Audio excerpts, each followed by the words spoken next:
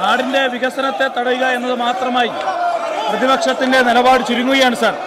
Sir, നാട്ടിലെ സാധാരണക്കാരുടെ വിഷയം ഉന്നയിക്കാനുള്ള അവസരത്തെ എല്ലാ ദിവസവും ഇങ്ങനെ ഈ ചോദ്യോത്തരവേള തടസ്സപ്പെടുത്തുന്നത് ജനങ്ങളോടുള്ള വെല്ലുവിളിയാണ് സാർ. സാർ, ഈ സ്വപ്ന പദ്ധതി യാഥാർത്ഥ്യമാവുന്നത് ബഹുമാനപ്പെട്ട മുഖ്യമന്ത്രിയുടെ ഇച്ഛാശക്തി കൊണ്ടുകൊണ്ട് മാത്രമാണ് സാർ. ഈ പദ്ധതിയെ എതിർക്കുമെന്നതായിരുന്നു സാർ പ്രതിപക്ഷ നേതാവിന്റെ നിലപാട് സാർ. സാർ, എന്റെ ചോദ്യം, ഈ LDF സർക്കാർ വന്നതിന് ശേഷം 2734 കോടി രൂപ മുടക്കി ഈ പദ്ധതി യാഥാർത്ഥ്യമാക്കുകയാണ് സാർ. സാർ, ഈ പദ്ധതി യാഥാർത്ഥ്യമാകുമ്പോൾ ഈ പദ്ധതി ആരംഭിക്കുന്ന മറിപ്പുഴയിൽ നിന്ന് ആനക്കാമ്പൽ മറിപ്പുഴയിൽ നിന്ന് ദേശീയപാതയുമായി കണക്ട് ചെയ്യാനുള്ള റോഡിന്റെ അലൈൻമെന്റ് എപ്രകാരമാണ്? ദേശീയപാതയുമായി കണക്ട് ചെയ്യാൻ എന്തെല്ലാം പദ്ധതികളാണ് വിഭാവനം ചെയ്തിട്ടുള്ളത് എന്ന് വിശദമാക്കാമോ? Yes minister. സർ, ബഹുമാനപ്പെട്ട അംഗം ഇവിടെ പറഞ്ഞതുപോലെ ഒരു ജനതയുടെ സ്വപ്നമാണ് സർ. എത്ര പതിറ്റാണ്ടുകളായിട്ട് ഒരു ജനത ആഗ്രഹിക്കുന്നതാണ് സർ ഇങ്ങനെ ഒരു പാത അവർക്ക് വേണം എന്നുള്ളത്. ബഹുമാനപ്പെട്ട മുഖ്യമന്ത്രിയുടെ നേതൃത്വത്തിൽ ഈ സർക്കാർ നടത്തിയ നിശ്ചയദാർഢ്യത്തോടെയുള്ള പ്രവർത്തനത്തിന്റെ ഭാഗമായിട്ടാണ് സാർ അവിടെ ഇപ്പോൾ നമുക്ക് ഈ പ്രോജക്റ്റ് അനുവദിച്ചതും ഈ നിർമ്മാണം ആരംഭിക്കാൻ കഴിഞ്ഞിട്ടുള്ളത്. അതേസമയം തന്നെ സാർ, നമ്മളൊരു കാര്യം കാണണം. ഒരു കാരണവശാലും ഈ പദ്ധതി നടപ്പിലാക്കില്ല എന്ന് ഒരു ജനതയുടെ സ്വപ്നത്തിനെതിരായി നിന്ന ചിലരും ഇവിടെ ഉണ്ട് എന്നുള്ളത് നമ്മൾ കാണണം സാർ. സ്വപ്നങ്ങൾക്കും ആഗ്രഹങ്ങൾക്കും, ആളുകളുടെ ആഗ്രഹങ്ങൾക്കും സ്വപ്നങ്ങൾക്കും നാടിന്റെ വികസനത്തിനെതിരായി നിൽക്കുന്ന ചില ആളുകൾ ഇവിടെ ഉണ്ട് എന്നുള്ളത് നമ്മൾ കാണണം. ബഹുമാനപ്പെട്ട പ്രതിപക്ഷ നേതാവ് ഉൾപ്പെടെ അതിനെ എതിർത്തതാണ് എന്നുള്ളത് നമ്മൾ കാണേണ്ടതായിട്ടും ഉണ്ട് സാർ.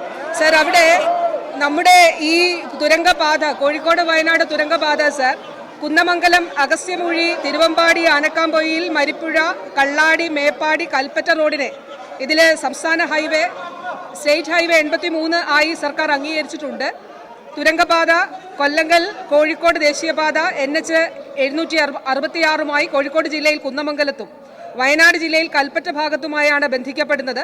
കുന്നമംഗലം മുതൽ അഗസ്ത്യമൂഴി വരെയുള്ള 4 വരി പാതയുടെ അലൈൻമെന്റ് സർക്കാരിന്റെ പരിഗണനയിലാണ്. അത് പരിശോധിച്ച് DPRലേക്ക് ഉടൻ തന്നെ കടക്കാനാകും സർ.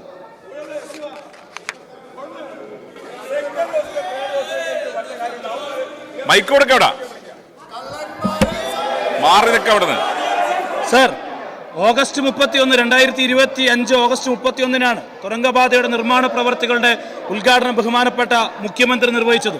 അതിവേഗതയിൽ തുരങ്കപാതയുടെ നിർമ്മാണ പ്രവർത്തികൾ നടന്നുകൊണ്ടിരിക്കുകയാണ്. അനുബന്ധ പ്രവർത്തനങ്ങളെല്ലാം പൂർത്തീകരിച്ചു.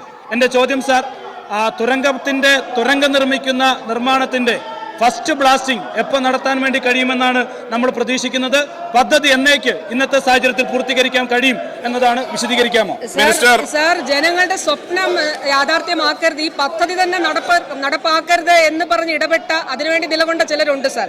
പക്ഷേ അത്തരത്തിലുള്ള പ്രതിസന്ധികളെയൊക്കെ അതിജീവിച്ചുകൊണ്ടാണ് ഈ സർക്കാർ മുന്നോട്ട് പോകുന്നത്. ഈ ബഹുമാനപ്പെട്ട അംഗം പറഞ്ഞതുപോലെ അവിടെ നമ്മുടെ പ്രാരംഭ പ്രവർത്തനങ്ങളും അതോടൊപ്പം തന്നെ അതിൻ്റെ അനുബന്ധമായിട്ടുള്ള എല്ലാ കാര്യങ്ങളും ചെയ്ത് മുന്നോട്ട് പോവുകയാണ്. പദ്ധതിയുടെ പ്രവർത്തനങ്ങൾ അതിവേഗം തന്നെയാണ് ഈ ഘട്ടത്തിൽ പുരോഗമിക്കുന്നത്. നമ്മളൊരു ടൈം നിശ്ചയിച്ചത് അനുസരിച്ച് തന്നെ ഓരോ ഘട്ടവും പിന്നിട്ടുകൊണ്ടാണ് ഈ പ്രോജക്റ്റ് മുന്നോട്ട് പോകുന്നത്. മറ്റ് തടസ്സങ്ങളൊന്നും തന്നെ ഇല്ല എങ്കിൽ സാർ, ഈ മാസം അവസാനത്തോടെ, ഫെബ്രുവരി അവസാനത്തോടെ ബ്ലാസ്റ്റിംഗിലേക്ക് എത്താൻ കഴിയുമെന്നുള്ളതാണ് പ്രതീക്ഷിക്കുന്നത്. നിലവിൽ ഈ പദ്ധതി പൂർണ്ണമായി സജ്ജമാകുന്നത് 2029-ലായിരിക്കും സാർ.